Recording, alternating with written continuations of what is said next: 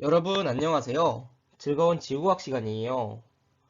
우리가 지난 시간까지 여러 가지 외계 행성계 탐사 방법과 외계 생명체 탐사 방법을 배웠었는데 모두들 기억하고 있을까요? 오늘 수업은 지난 시간에 배웠던 것들 중에서 유명한 우주 망원경에 대해 조금 알아볼까 해요. 여러 가지 사진 자료가 많으니까 가벼운 마음으로 부담 없이 수업 들어줬으면 좋을 것 같아요. 오늘 우리가 알아볼 우주 망원경은 케플러 우주 망원경이랑 허블 우주 망원경 이렇게 두 가지예요. 그 중에서도 먼저 케플러 우주 망원경부터 살펴보도록 합시다. 케플러 우주 망원경은 지금 PPT에 보이는 사진처럼 생겼어요. 어떤가요? 별로 멋있어 보이는 망원경은 아니죠? 하지만 망원경 모양은 이래도 정말 엄청난 업적을 이룬 망원경이에요. 이 망원경은 행성의 궤도 운동을 설명하는 케플러 법칙을 발견했던 독일의 천문학자 케플러의 이름을 따서 만든 망원경인데 2009년에 발사되어서 지금까지 발견한 행성들이 정말 많아요. 그래서 행성 사냥꾼이란 별명도 가지고 있어요. 케플러 우주 망원경은 별빛의 밝기 변화를 이용하는 식현상을 통해서 외계 행성을 탐사하는데 우리 식현상이 무엇이었는지에 대해서 잠시만 복습하고 넘어갈까요? 식현상은 어떻게 외계 행성을 탐사한다고 했었죠? 맞아요. 중심별을 두고 행성이 중심별을 가리게 되면 중심별의 밝기가 줄어들게 되면서 외계 행성을 탐사하는 방법이었어요. 이 방법이 가진 한계는 시선 방향과 나란하지 않으면 관측할 수 없다는 것이 한계였고요. 다시 망원경으로 돌아와서 현재 이 망원경은 연료가 고갈되어서 2018년 11월에 퇴역을 한 상태랍니다. 다음으로 케플러 우주 망원경이 얼마나 대단한 망원경인지 표로 한번 정리를 해봤어요. 먼저 탐사 기간 같은 경우에는 2009년 3월부터 2018년 11월까지로 약 9년 8개월가량 탐사를 진행하였어요. 탐사를 진행하는 동안 발견한 항성과 행성의 개수는 각각 53만 506개와 2662개이며 초신성은 무려 61개나 관측하였어요. 그리고 이 과정에서 연료는 3.12갤런이나 사용하였고요. 이 사진은 케플러 우주 망원경이 발견한 항성과 행성들을 나타낸 사진이에요. 아주 많고 다채롭다는 것을 알 수 있죠. 그 중에서도 우리가 눈여겨볼 만한 특별한 행성들을 몇 개 살펴보려고 해요. 먼저 케플러 452b라는 행성이에요. 이 행성은 우리 지구와 비슷한 점이 아주 많아서 특별하다고 할 수 있어요. 소개를 간단히 해보면 먼저 지구가 태양 주위를 공전하는 것처럼 케플러 452b도 케플러 452 모항성을 중심으로 공전하는 행성이에요. 그리고 모항성인 케플러 452 모항성도 태양과 분광행이 같은 G2형 항성이고요.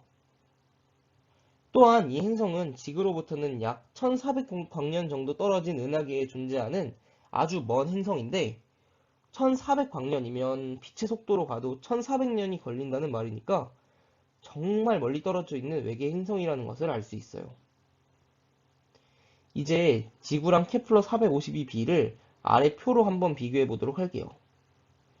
생성 시기 같은 경우에는 지구는 약 45억 년 전, 케플러 452b는 60억 년 전으로 케플러 452b가 조금 먼저 생성되었고 크기도 지구는 12,800km, 케플러 452b는 2만 km로 지구가 약간 작은 편이에요.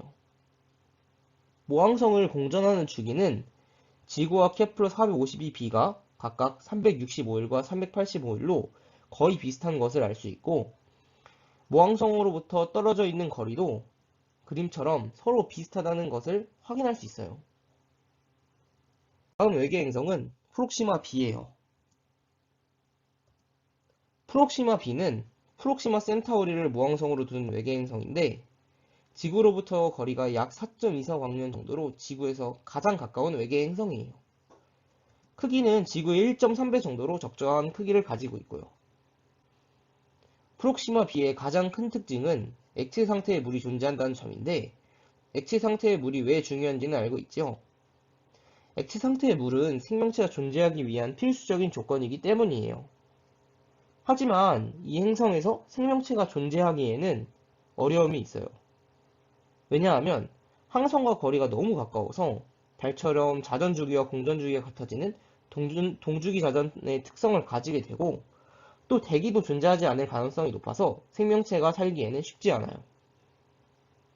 그럼 지금까지 케플러 우주 망원경에 대한 이야기를 했었고, 망원경에 대한 이야기를 해볼까 해요. 허블 우주 망원경은 1990년 4월에 쏘아 올린 천체 망원경으로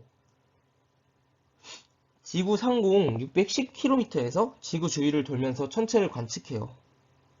대부분의 천체 망원경과는 다르게 우주 공간에서 찍는 것이기 때문에 대기나 먼지의 영향을 받지 않고 찍을 수 있어서 해상도가 아주 높은 사진을 촬영할 수 있어요. 또 측광 관측과 분광 관측을 수행할 수 있도록 설계되었는데요.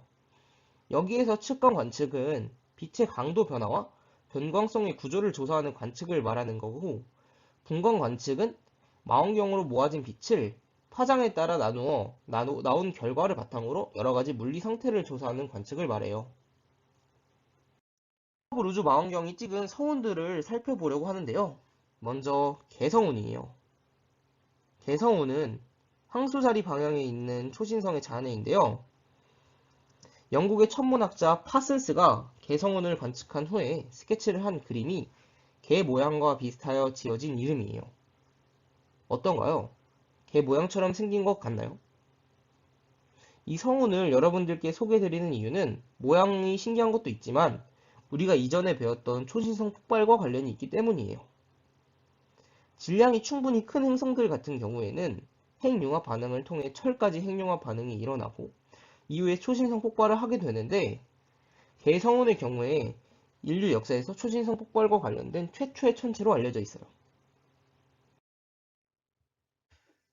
다음은 독수리 성운이에요. 독수리 성운은 뱀자리 방향에 있는 발광 성운인데요. 지구에서는 약 7,000광년 정도 떨어져 있고 나이는 대략 550만 년 정도예요. 사진을 보면 세 개의 솟아오른 가스 구조물을 볼 수 있는데 이게 마치 독수리 모양처럼 보여서 독수리 성운이라는 이름이 붙여졌어요. 그리고 이 세 개의 가스 구조물은 고밀도의 성간 먼지와 가스로 채워져 있는데 여기로부터 수많은 별들이 탄생하게 된답니다. 그래서 이 가스 구조물을 창조의 기둥이라고도 부르고요. 마지막으로 허블 우주 망원경에 관한 영상을 보면서 오늘 수업 마무리해 보도록 할게요. 2019년 4월 24일. 들리나? 여긴 고요하다.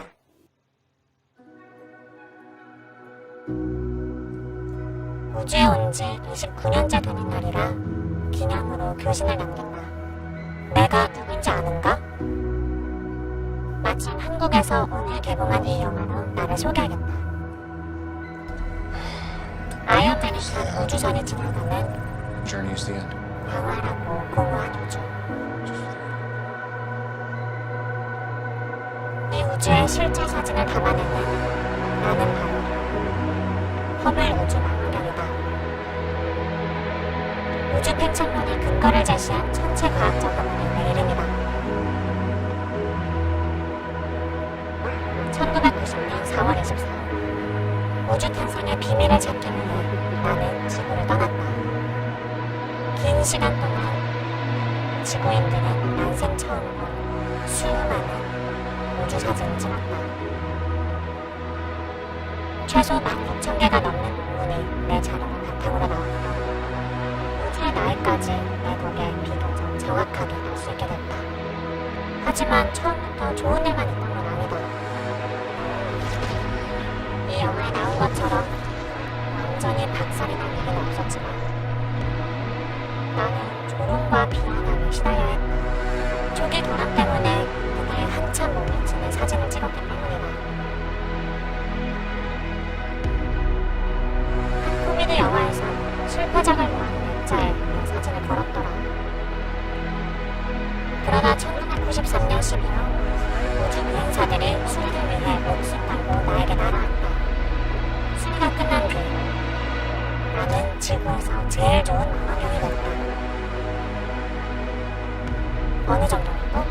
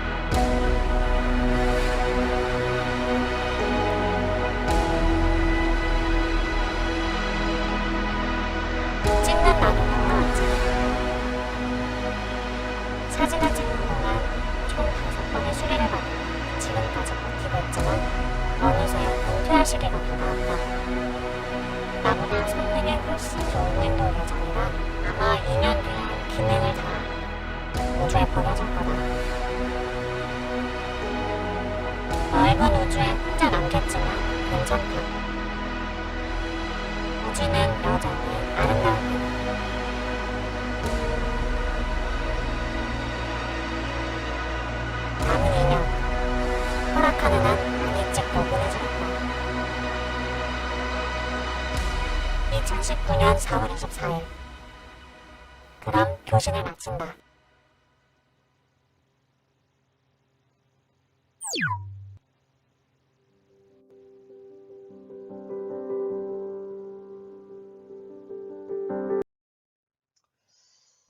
오늘도 수업 듣느라 고생하셨어요, 여러분. 수업 마칠게요.